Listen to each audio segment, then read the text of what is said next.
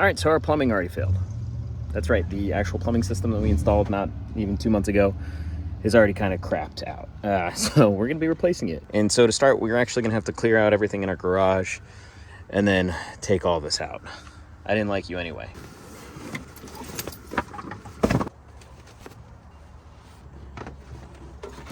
So now that the system's kind of cleaned out and, you know, we'll actually have a little bit more empty space here, get rid of some of that stuff, kind of go over what really happened, what went wrong with this water tank system. So if you guys remember the original video when we set up the water system, we have a 2-tank system. These are 2 16-gallon tanks, one on top of each other, that are kind of joined together by this PEX pipe.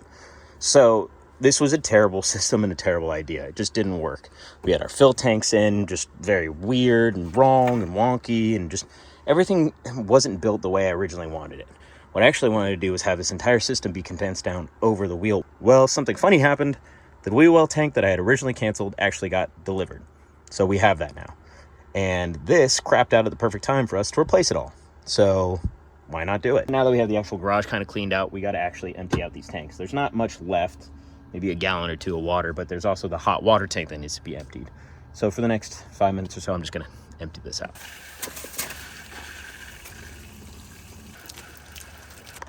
Also, look at my little helper up there, doing all the hard work, being so pretty. Time to get rid of the shower wall just for a little bit. This will be back up. It'll be exactly the same, but it's gotta go for right now.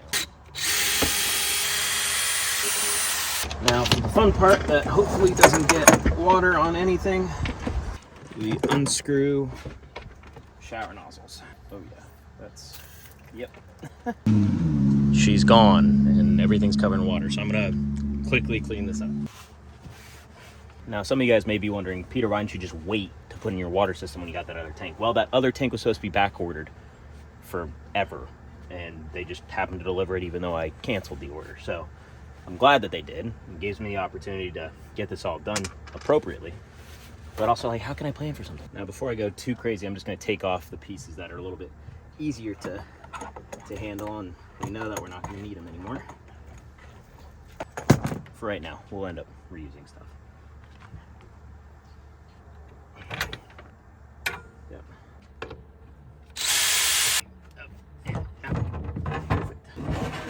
There we go, folks. Tank number 1 out. That one's gonna be the fun one, because on top of the tank coming out, I have to figure out the rest of the plumbing again. So the water heater's gonna have to move, the pump will have to move.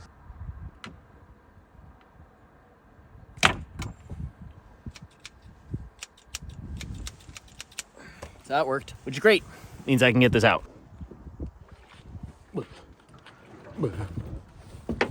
Now, the good thing about the original design that I did is we used 1/4-inch to 1/2-inch conversions, which means that all my 1/2-inch bits can still work on the new tank. So I'll be able to just take these off, and in this case, take off this second brass piece if I was strong enough, which I'm not, but I can just reuse this part. So get to save some money there.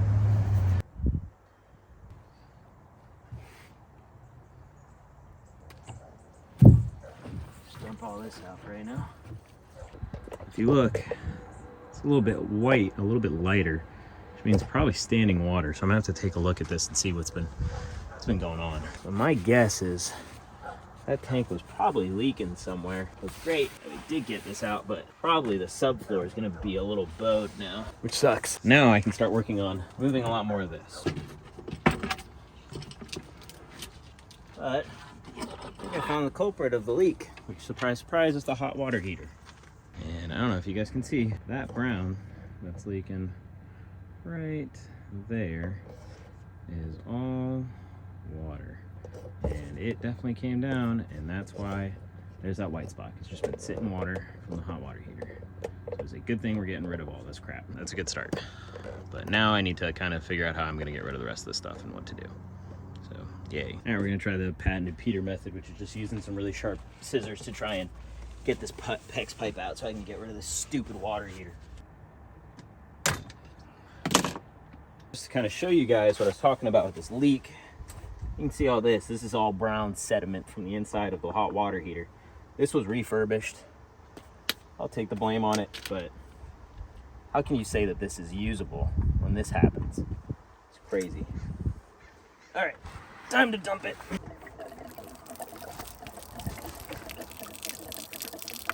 the longest pee ever.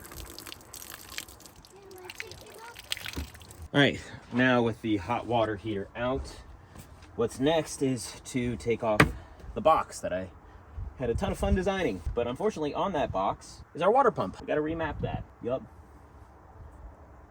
But I'll also probably hang this up now that I'll have more space down here before we do anything. So get to it. Next up is getting the actual pump off the top there. Just kind of removing it for right now and getting it out of the way so I can remove this wheel box.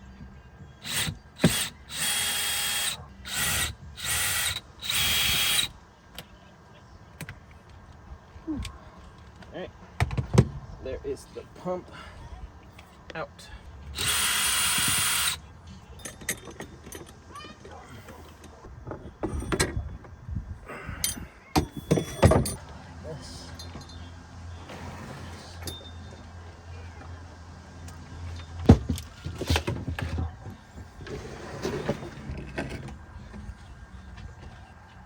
Ta-da. It's gone. All right, here's the new tank. This is a 39-gallon over the wheel well tank. So actually in the back over here, I'll show you there's a little space for this to go over the wheel well directly. You have a couple of 1.5-inch sized holes here. You also have 1/2-inch sized holes. So the plan is going to be using this 1.5-inch size hole for our fill inlet, this 1/2-inch hole over here for our actual air bleed valve. And then the cool thing about this is it kind of mirrors this exact same thing on the other side. So we'll have shorter PVC runs to our pump. So on the other side, this actual bottom 1/2-inch fill inlet will be used for our output for our pump. And hopefully you can see with all the shadows, there's this big empty space here that goes right over the wheel well. I'll show you that quick. So you can just literally slide it and push it over. And for us, it fits right inside there. So we have a gap here for our outlets as well. The bleeder valve, I'm going to try and have it go up as fast as possible or as quick as it can go to make it so that we can use this appropriately. One of the things to do here is mounting this actual tank. So there are a few mounting areas for it. Comes with these brackets. There's one up top and one you can see there's a little bit of screw holes down here. It goes down there and on the other side kind of like an L bracket. So I'm gonna get these on and mount it up. Typically this goes like mounted into a part of the fan itself, but I have that covered up. So I'm just gonna end up using screws to cover this up. So get working on that now. So unfortunately there'll be some plastic pieces in here, but we'll rinse the tank out first, dump it out, and then install it. I'm just gonna fill this up with water right now. While I also do that, I'm gonna attach those brackets.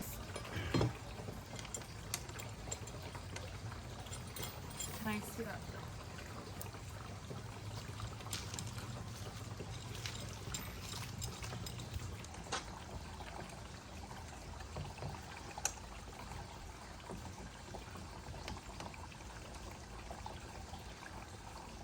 The tank is almost up to the fill line here. I'll be pretty happy with this. I'm gonna let it sit for a little while with all that water in there. Just kind of see if it'll expand a little bit or anything like that. I'm also checking for leaks. There's gonna be one down here, one over there, at the same 1/2-inch fill spots, but that's okay. I didn't plumbing tape them or anything. So I just know to do that when I finish this all up. So I'm gonna cut the water and just let it sit for a while. What I'm really looking for by doing this is seeing if there's any leaks in areas that doesn't have holes. If that makes sense. So right here is going to be our fill inlet. So what I did is I got a 1.5-inch to 1/2-inch reducer. So what this does is essentially just takes down the sizing of this hole. It makes it so all the brass fittings that I got before for the shark tank for the input will just fit right in here. So I'm just going to use plumber's tape and get this set in here. And tighten this. Sometimes you just got to make do with what you got, and right now I got a clamp. Now that the adapter's in there, I just have to do this part. This is my old fitting here. So just get off the original converter that I had for those old tanks. That can go in there. A little 1/2-inch, and then our hose adapter part will be good to go.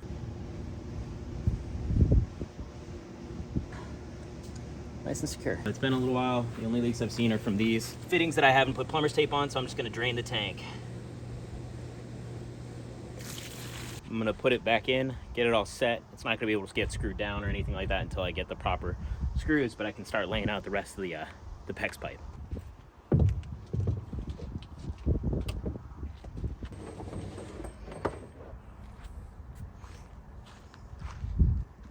I'm actually trying to reuse as much of the existing PVC PEX pipe that we have and the electric motor and everything. So you're gonna be seeing me do a lot of work with existing equipment.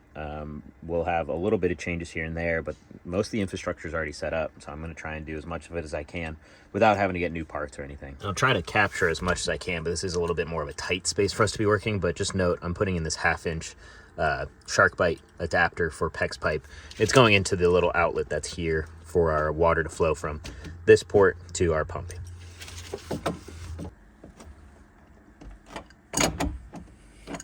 While I'm working underneath here, we know that we typically need a little tool to get the shark bite off of the PEX pipe, but YouTube is a hell of a drug and you find out a lot of cool things. So what I found out is you take an adjustable wrench and kind of just put it on your PEX pipe, and you tighten it down to the PEX pipe itself. And there's this little like golden flange here. What you do is you just slide this down and you hit it. I'm gonna try and capture this. So what you do is you slide it all the way down to this flange and you push down on that flange with the wrench, and then you pull up on the PEX pipe, and that it removes it. And it works perfect. What I'm thinking now for my new placement of my water pump is placing it here and mounting it in. And of course there's water dripping out because there's water everywhere and it never stops. So what I'm thinking is mounting it here and putting it over as close as I can over to this spot. Maybe I'll put it here. Just trying to get this to align as close as I can with the water tank here, but that would have it off. So I'm gonna make some adjustments here and get this thing mounted up.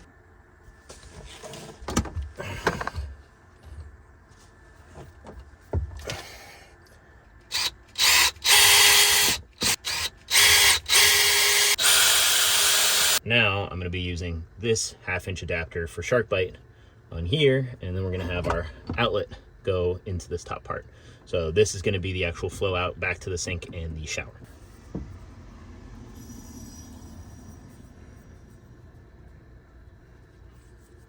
All right, rub that. Now, let me take this piece.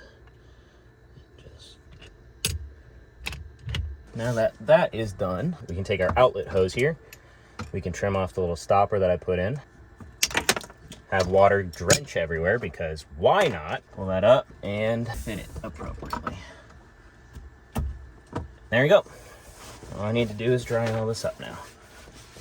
As a little precaution, I went around, I put all these kind of L brackets here down at the bottom. There's one up front, there's gonna be 2 back here, and then all on this side. This is just to help it from moving around in the drive, just in case it breaks away from some of the bolt connections I'll be putting in. Just wanted to be a little extra safe here. To finish up our water connection, all I have here is this little L bracket with PEX pipe. This is from a previous connection that I had on the old water system. So this is just gonna go right up there. So it's gonna have this little bend, get these two connected. The only thing I have to do, you can see here, get this length just right on the one going into the water pump here. So I'm just gonna have to figure that out quick. We're gonna give this a little try here just to see if I can or cannot make this work. I think I can, it's just figuring out that.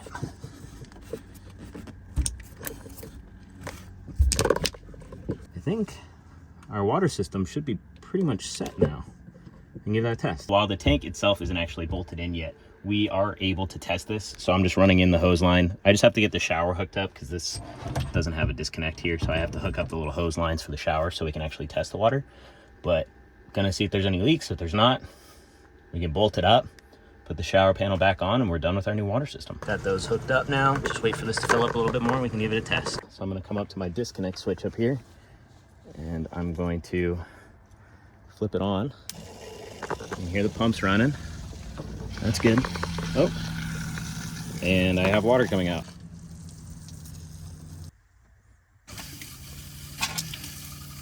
We have water again. That went smoother than I expected. I did most of that work in a day, maybe if you calculate hours, but all that's left is to bolt in the tank, put the shower cap back on, and it's done. So Racine came back and picked up these bolts for me, which is great. There's washers here too. These are just some lag bolts. I think they're about 1 inch or so long. Just gonna go down through our floor and into our subfloor to hold on to it. It's really easy. I put one in just using a pilot hole bit and then going down into it. So that's all I'm gonna be doing now.